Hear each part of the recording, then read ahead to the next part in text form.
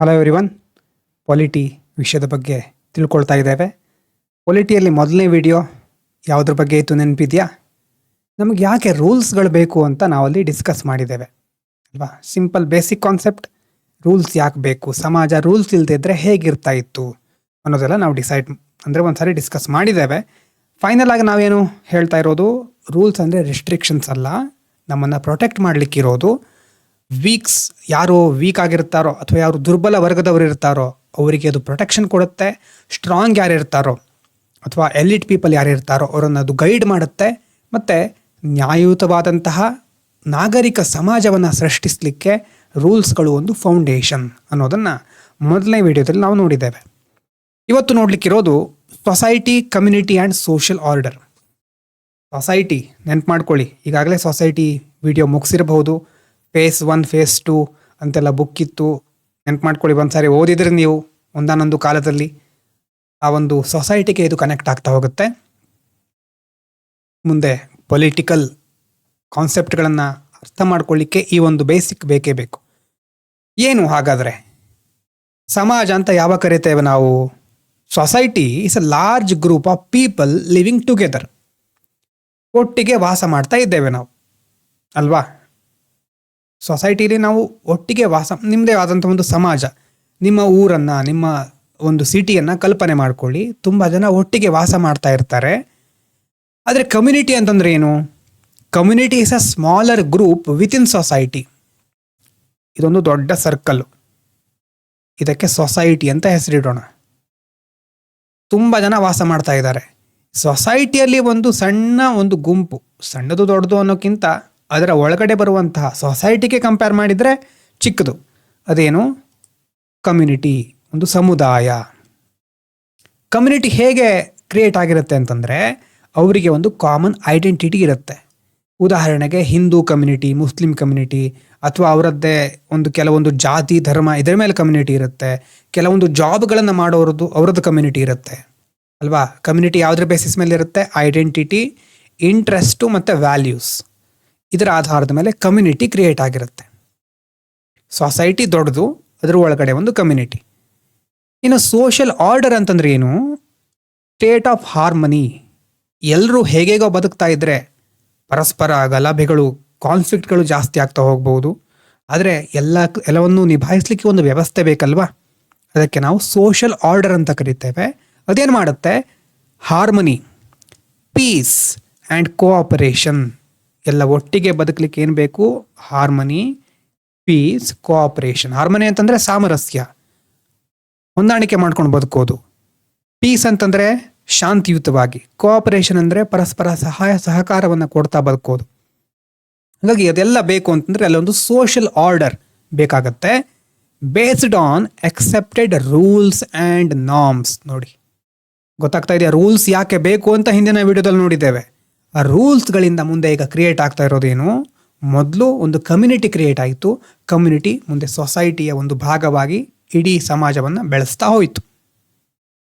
So peace, harmony, cooperation. ಯಾವ ಆಧಾರದ ಮೇಲೆ? Rules and norms.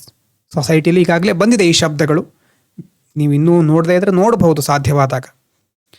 ರೂಲ್ಸ್ ಮೊದಲಿಂದ ಬಂದಿದ್ದಂಥ ಕೆಲವೊಂದು ನಿಯಮಗಳು ಮತ್ತು ಕೆಲವೊಂದು ನಾರ್ಮ್ಸ್ಗಳು, ರೂಢಿ ಅಥವಾ ನಿಯಮಗಳಂತ ನಾವು ಹೇಳಬಹುದು. ಕಾಮನ್ ಆಗಿ ಡಿಫರೆನ್ಸ್ ಏನು ಅಂತ ನಾವು ಹೆಚ್ಚು ಎಥಿಕ್ಸಲ್ಲಿ ನೋಡ್ತೇವೆ. ಹಾಗೆ when individuals and groups live together with mutual respect and follow shared rules, social order is maintained. Social ಆರ್ಡರ್ಗೆ ಏನು ಬೇಕು ಹಾಗಾದರೆ? ಇಂಡಿವಿಜುವಲ್ಸ್, ತುಂಬ ಜನ ವ್ಯಕ್ತಿಗಳಿರ್ತಾರೆ ಅಲ್ವಾ? ಪ್ರತಿಯೊಬ್ಬರೂ ಸಹ ಪರಸ್ಪರರಿಗೆ ರೆಸ್ಪೆಕ್ಟ್, ಒಬ್ಬರು ಇನ್ನೊಬ್ಬರಿಗೆ ಗೌರವ ಕೊಡೋದು, ಮತ್ತು ಎಲ್ಲರೂ ಸಹ ಒಂದು ರೂಲ್ಸನ್ನು ಫಾಲೋ ಮಾಡೋದು. ಸಮಾಜ, ಸರ್ಕಾರ ಏನು ರೂಲ್ಸನ್ನು ಹಾಕಿದೆ ಎಲ್ಲರೂ ಫಾಲೋ ಮಾಡ್ತಾ ಇದ್ದರೆ ಅಲ್ಲೊಂದು ಸೋಷಿಯಲ್ ಆರ್ಡರ್ ಕ್ರಿಯೇಟ್ ಆಗಿರುತ್ತೆ. ಆದರೆ ಯಾಕೆ ಇದು ಇಂಪಾರ್ಟೆಂಟ್ ಅಂದರೆ, ಸೋಷಿಯಲ್ ಆರ್ಡರ್ ಇರಬಹುದು, ಕಮ್ಯುನಿಟಿ, ಸೊಸೈಟಿ ಯಾಕೆ ಇಂಪಾರ್ಟೆಂಟ್ ಅಂದರೆ, ಇಂಥವುಗಳಿಂದಾನೇ ನಾವು ಪೀಸ್ಫುಲ್ ಆಗಿ ಬದುಕಲಿಕ್ಕೆ ಸಾಧ್ಯ. ಅರಿಸ್ಟಾಟಲ್ ಮತ್ತು ಬೇರೆ ಬೇರೆ ಫಿಲಾಸಫರ್ಸ್ಗಳು ಹೇಳಿರೋದನ್ನು ನೀವು ಕೇಳಿರಬಹುದು. ಮನುಷ್ಯ ಸಂಘಜೀವಿ, ಒಬ್ಬಂಟಿಯಾಗಿ ಬದುಕುವಂತಹ ಜೀವಿ ಅಲ್ಲ. ಸುತ್ತಮುತ್ತಲು ಬೇರೆ ಬೇರೆ ವ್ಯಕ್ತಿಗಳ ಜೊತೆ, ಸಮಾಜದ ಜೊತೆ ಅವನು ಬದುಕಬೇಕು. ಆವಾಗ ಮಾತ್ರ ಅವನಿಗೆ ಜೀವನದ ಒಂದು ಅರ್ಥ ಹೆಚ್ಚು ಗೊತ್ತಾಗ್ತಾ ಹೋಗುತ್ತೆ. ಒಬ್ಬಂಟಿಯಾಗಿ ಬದುಕ್ತಾ ಇರ್ತಾರೆ ಕೆಲವರು. ಅವ್ರ ಪ್ರಕಾರ ಅವರು ಒಬ್ಬಂಟಿ, ಆದರೆ ಆ್ಯಕ್ಚುಲಿ ಸಮಾಜದ ಎಷ್ಟೋ ಸೇವೆಗಳನ್ನು ಇಂಡೈರೆಕ್ಟಾಗಿ ಅವರು ಪಡ್ಕೊಳ್ತಾನೆ ಇರ್ತಾರೆ ಅಲ್ವಾ. ಸೊ ಪೀಸ್ಫುಲ್ಲಾಗಿ ನಾವು ಬದುಕಲಿಕ್ಕೆ ಹೆಲ್ಪ್ ಮಾಡುತ್ತೆ. ಕೋಆಪರೇಷನ್ ಜಾಸ್ತಿ ಆಗ್ತಾ ಹೋಗುತ್ತೆ. ಯಾವಾಗ ಕೋಆಪರೇಷನ್ ಪೀಸ್ಫುಲ್ನೆಸ್ ಜಾಸ್ತಿ ಇರುತ್ತೋ ಆವಾಗ ಕಾನ್ಫ್ಲಿಕ್ಟ್ಗಳು, ವೈಲೆನ್ಸ್ ಕಡಿಮೆ ಆಗುತ್ತೆ. ಇದೆರಡು ಕಡಿಮೆ ಆದರೆ ಅಲ್ಲಿ ಜಸ್ಟಿಸ್, ಫೇರ್ನೆಸ್, ಮ್ಯೂಚುವಲ್ ರೆಸ್ಪೆಕ್ಟ್ ಹೆಚ್ಚಾಗ್ತಾ ಹೋಗುತ್ತೆ.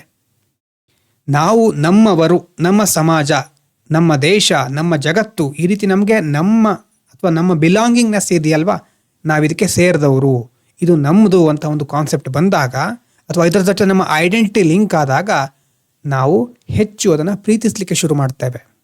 ಮತ್ತು ನಾವು ಅದರ ಬಗ್ಗೆ ಸಂಬಂಧಪಟ್ಟ ಹಾಗೆ ಜವಾಬ್ದಾರಿಗಳನ್ನು ವಹಿಸ್ಕೊಳ್ತೇವೆ, ರೆಸ್ಪಾನ್ಸಿಬಿಲಿಟಿ. ಹಾಗಾಗಿ ಒಂದು ದೇಶ, ಸಮಾಜ ಪ್ರೋಗ್ರೆಸ್ ಆಗಬೇಕು ಅಂತಂದರೆ ಅಲ್ಲಿನ ಜನರ ನಡುವೆ ಸೌಹಾರ್ದತೆ ಇರಬೇಕು, ಸಾಮರಸ್ಯ ಇರಬೇಕು, ಪೀಸ್ಫುಲ್ನೆಸ್ ಇರಬೇಕು. ಆವಾಗ ಪ್ರೋಗ್ರೆಸ್, ಡೆವಲಪ್ಮೆಂಟ್ ಎಲ್ಲವೂ ಆಗ್ತಾ ಹೋಗುತ್ತೆ. ವ್ಯಕ್ತಿಗತವಾಗಿ ಸಹ ಆಗುತ್ತೆ, ದೇಶ ಮಟ್ಟದಲ್ಲಿ ಸಹ ಪ್ರೋಗ್ರೆಸ್, ಡೆವಲಪ್ಮೆಂಟ್ ಆಗ್ತಾ ಹೋಗುತ್ತೆ. ಹೇಗೆ ರಿಲೇಟ್ ಆಗ್ತಾ ಹೋಗುತ್ತೆ ನೋಡಿ. ಮೊದಲು ಒಬ್ಬ ಇಂಡಿವಿಜುವಲ್, ಒಬ್ಬ ವ್ಯಕ್ತಿ ಅಲ್ವಾ, ಪ್ರತಿಯೊಬ್ಬ ವ್ಯಕ್ತಿಗೂ ಅವನದೇ ಆದ ರೈಟ್ಸ್, ಡ್ಯೂಟೀಸ್, ಬಿಲೀಫ್ಸ್, ಆಸ್ಪಿರೇಷನ್ಗಳಿರುತ್ತೆ. ಈಗ ನಿಮಗೆ ನಿಮ್ಮದೇ ಆದಂತಹ ರೈಟ್ಸ್ ಇದೆ, ಹಕ್ಕುಗಳಿದೆ, ಕರ್ತವ್ಯ ಇದೆ, ಮತ್ತು ನಿಮ್ಮದೇ ಆದಂಥ ನಂಬಿಕೆಗಳಿದೆ, ಮತ್ತು ಎಷ್ಟು ಆಸೆ ಆಕಾಂಕ್ಷೆಗಳಿದೆ. ಈಗ ನಿಮ್ಮದೇ ಆದ ಆಸೆ ಆಕಾಂಕ್ಷೆಗಳಿದ್ದಾಗ ಅದನ್ನೇ ಹೋಲುವಂತಹ ಒಂದು ಕಮ್ಯುನಿಟಿ ನಿಮ್ಗೆ ಸಿಕ್ಕಿದ್ರೆ ಬಹಳ ಹೆಲ್ಪ್ ಆಗುತ್ತೆ ನಿಮಗೆ. ಆವಾಗ ಅವರದ್ದೇ ಆದ ಒಂದು ಗ್ರೂಪ್ ಕ್ರಿಯೇಟ್ ಆಗುತ್ತೆ. People with similar language, culture, religion, occupation or interest come together. ಒಟ್ಟಿಗೆ ಬಂದು ತಮ್ಮದೇ ಆದ ಒಂದು ಕಮ್ಯುನಿಟಿಯನ್ನು ಕ್ರಿಯೇಟ್ ಮಾಡ್ಕೊಳ್ತಾರೆ. ಈ ಥರ ತುಂಬ ಕಮ್ಯುನಿಟಿಗಳು ಒಂದು ಸಮಾಜದಲ್ಲಿ ಒಟ್ಟಿಗೆ ಸೋಷಲ್ ಆರ್ಡರ್, ಸೋಷಲ್ ಸ್ಟ್ರಕ್ಚರಲ್ಲಿ ವಾಸಿಸ್ತಾ ಇರುತ್ತೆ. So many communities live together in a large societal structure. ಆದರೆ ಬರೀ ವಾಸ ಮಾಡ್ತಿದ್ರೆ ಸಾಕಾಗೋದಿಲ್ಲ. ಎಲ್ಲರೂ ಪರಸ್ಪರ ಒಪ್ಪಿಕೊಂಡಂತಹ ಒಂದು ರೂಲ್ಸ್ಗಳನ್ನು ಫಾಲೋ ಮಾಡ್ತಿದ್ರೆ ಅಲ್ಲಿ ಸೋಷಲ್ ಆರ್ಡರ್ ಇರುತ್ತೆ. When every one follows accepted rules and respects others, harmony and order prevail. ಉದಾಹರಣೆಗೆ ಒಂದು ನೈಬರ್ಹುಡ್ ಅಲ್ವಾ, ನಿಮ್ಮ ಅಕ್ಕಪಕ್ಕದ ಮನೆಯವರು, ನೀವು ಅವ್ರ ಜೊತೆ ಚೆನ್ನಾಗಿರಲೇಬೇಕು ಅಲ್ವಾ. ಚೆನ್ನಾಗಿಲ್ಲದೆ ಇದ್ದರೆ ಪರಸ್ಪರ ಜಗಳದಲ್ಲೇ ಯಾವತ್ತೂ ಕಾಲ ಕಳಿಬೇಕಾಗತ್ತೆ. People cooperate, follow rules, respect differences, help each other. ಈ ಥರ ಆದಾಗ ಮಾತ್ರ ಅಲ್ಲಿ ಸೋಷಲ್ ಆರ್ಡರ್ ಕ್ರಿಯೇಟ್ ಆಗುತ್ತೆ. ಅಂದರೆ ಒಬ್ಬ ವ್ಯಕ್ತಿ, ಅದಾದಮೇಲೆ ಕಮ್ಯುನಿಟಿ, ಅದಾದಮೇಲೆ ಸೊಸೈಟಿ ಎಲ್ಲವೂ ಚೆನ್ನಾಗಿ ನಡೀತಾ ಇರೋದು ಯಾವುದರಿಂದ? ಸೋಷಿಯಲ್ ಆರ್ಡರಿಂದ. ಓಕೆನಾ. ನೆಕ್ಸ್ಟ್, ಹಾಗಾದರೆ ಈ ಸೋಷಿಯಲ್ ಆರ್ಡರನ್ನು ಮೇಂಟೈನ್ ಮಾಡ್ತಾ ಇರೋದು ಏನು ಅಥವಾ ಯಾವುದು? ಮೊದಲನೇದು ರೂಲ್ಸ್ ಆ್ಯಂಡ್ ಲಾಸ್. ಕಾನ್ಸ್ಟಿಟ್ಯೂಷನ್ ನಮಗೆಲ್ಲರಿಗೂ ಅಪ್ಲೈ ಆಗುತ್ತೆ ಅಲ್ವಾ. ಈಗ ಸರ್ಕಾರದ ಕಾನೂನುಗಳು ಯಾವುದೇ ಧರ್ಮ, ಜಾತಿ ಇರಲಿ, ಯಾವುದೇ ಹಿನ್ನೆಲೆಯಿಂದ ಬಂದವರಿಗೂ ಸಹ ಅದು ಅಪ್ಲೈ ಆಗುತ್ತೆ. ಸಂವಿಧಾನ ಎಲ್ಲರಿಗೂ ಒಂದೇ.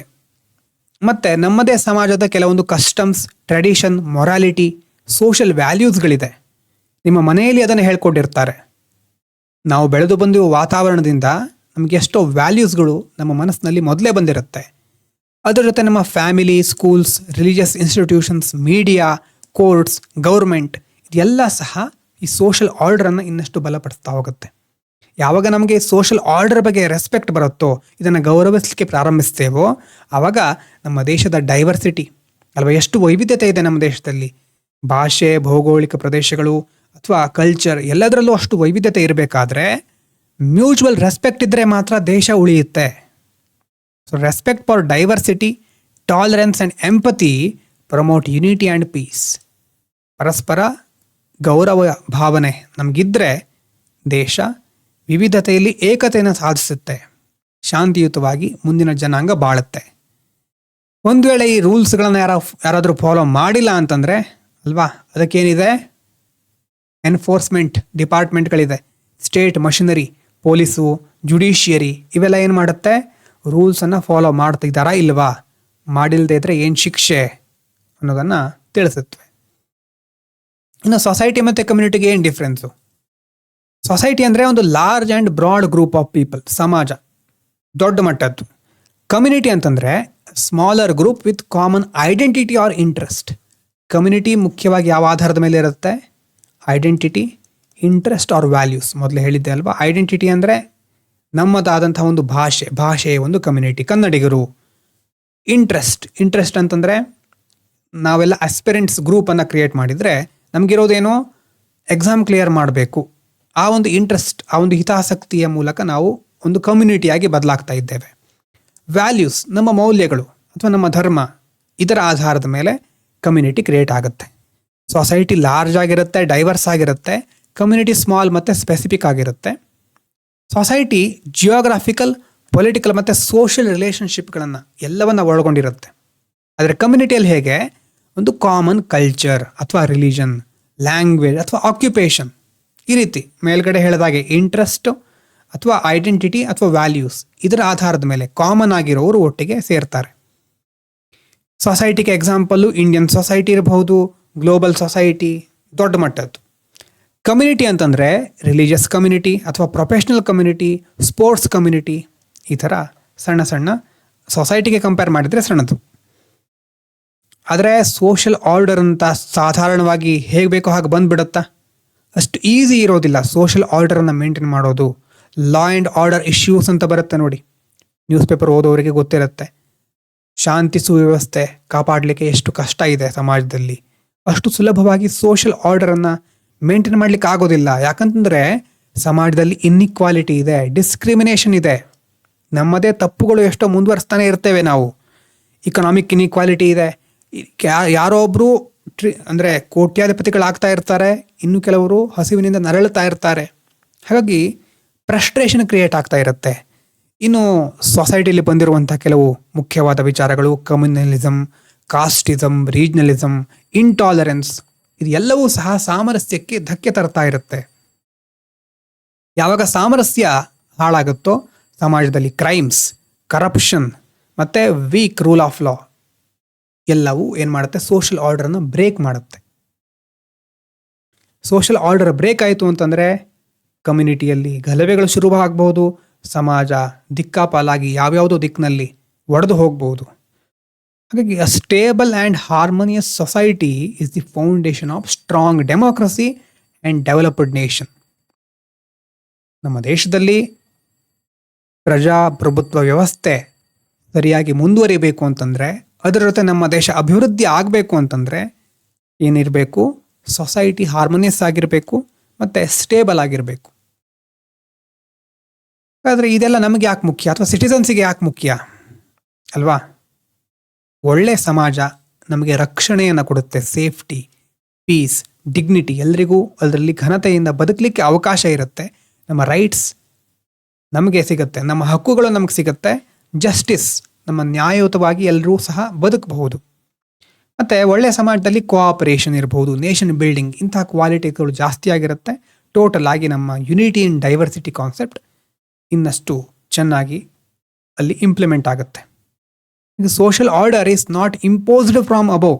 ಇದು ಬಹಳ ಇಂಪಾರ್ಟೆಂಟ್. ಸೋಷಿಯಲ್ ಆರ್ಡರನ್ನು ಕೇವಲ ಪೊಲೀಸರಿದ್ದಾರೆ ಹಾಗಂತ ಮಾತ್ರ ನಾವು ಅದನ್ನು ಪೊಲೀಸರು ಇರೋದ್ರಿಂದ ಸೋಷಿಯಲ್ ಆರ್ಡರ್ ಇರುತ್ತೆ ಅಥವಾ ಅವ್ರೇ ಬೇಕೇ ಬೇಕು ಅಂತ ಹೇಳಲಿಕ್ಕೆ ಆಗೋದಿಲ್ಲ. ಇಂಪೋಸ್ ಮಾಡೋದ್ರಿಂದ ಬರೋದಲ್ಲ ಇದು. It is built every day by citizens through respect, responsibility and rule of law. ಸರಿಯಾಗಿ ನೋಡ್ಕೊಳ್ಳಿ, ಇನ್ನೊಂದು ಸಾರಿ ಹೇಳ್ತೇನೆ. ಯಾವುದೋ ಒಂದು ವ್ಯಾಲ್ಯೂ, ಮೌಲ್ಯವನ್ನು ನಿಮ್ಮ ಮೇಲೆ ಇನ್ನೊಬ್ಬರು ಬಂದು ಹೇರಿರ್ತಾರೆ. ಆವಾಗ ನೀವು ಅದನ್ನು ಅಷ್ಟು ಸುಲಭವಾಗಿ ಒಪ್ಕೊಳ್ಳೋದಿಲ್ಲ. ನಿಮಗೆ ಅದು ಹೇರಿಕೆ ಅಂತ ಅನಿಸುತ್ತೆ. ಹೇರಿಕೆ ಅಂತ ಅನಿಸಿದರೆ ಆವಾಗ ಅದು ನಮ್ಮದಲ್ಲ, ಬೇರೆಯವರು ಹೇರ್ತಾ ಇದ್ದಾರೆ, ನಾನಿದನ್ನು ಪ್ರತಿಭಟಿಸಬೇಕು ಅಂತ ಅನಿಸುತ್ತೆ ಅಲ್ವಾ? ರೂಲ್ಸ್ ತಂದು ನಿಮ್ಮನ್ನು ಹೀಗೆ ಮಾಡಲೇಬೇಕು ಅಂತ ಬೇರೆ ದಾರಿ ಇಲ್ಲದೆ ಇದ್ದರೆ ನೀವು ಅದನ್ನು ಫಾಲೋ ಮಾಡಬಹುದು. ಆದರೆ ಮಾನಸಿಕವಾಗಿ ನೀವು ಒಪ್ಕೊಳ್ಬೇಕು ಅಂತಂದರೆ ನಮಗೆ ನಮ್ಮ ಮನಸ್ಸಿನಲ್ಲಿ ಅದು ಬರಬೇಕು ಅಲ್ವಾ? ಹಾಗಾಗಿ ಇಂತಹ ಸೋಷಿಯಲ್ ಆರ್ಡರನ್ನು ಪೊಲೀಸರು ಅಥವಾ ರೂಲ್ಸು ಇದರಿಂದ ಮಾತ್ರ ತರಲಿಕ್ಕೆ ಸಾಧ್ಯ ಇಲ್ಲ. ಅದು ಬರೋದು ಯಾವಾಗ ಅಂತಂದರೆ ಪ್ರತಿಯೊಬ್ಬ ನಾಗರಿಕರು ಸಹ ಇನ್ನೊಬ್ಬರನ್ನು ಗೌರವಿಸಿದಾಗ, ಪರಸ್ಪರ ಗೌರವ ಮತ್ತು ಸಮಾಜದ ಎಲ್ಲ ಜವಾಬ್ದಾರಿಗಳನ್ನು ನಿರ್ವಹಿಸಿದಾಗ, ರೂಲ್ ಆಫ್ ಲಾ, ಕಾನೂನುಗಳನ್ನು ಎಲ್ಲರೂ ಗೌರವಿಸಿದಾಗ, ಹೀಗಾದಾಗ ಮಾತ್ರ ಒಳ್ಳೆಯ ಸಮಾಜ ನಿರ್ಮಾಣ ಆಗುತ್ತೆ. ಮುಂದೆ ದೇಶ ಇದರಿಂದ ಒಳ್ಳೆಯ ಹಾದಿಲಿ ಸಾಗುತ್ತೆ. So society, community, social order, ಇದು 3 ಕಾನ್ಸೆಪ್ಟು ಇವತ್ತು ನೀವು ತಿಳ್ಕೊಳ್ಬೇಕಾಗಿತ್ತು. ಇದರ ಬಗ್ಗೆ ಒಂದು ಪೇಜ್ನಲ್ಲಿ ನಿಮ್ಮದೇ ಆದ ವಾಕ್ಯದಲ್ಲಿ ಬರೀರಿ. ಟೆಸ್ಟ್ ತಗೊಳ್ಬೇಕಾದ ಅವಶ್ಯಕತೆ ಇಲ್ಲ. ಓಕೆನಾ? Thank you so much.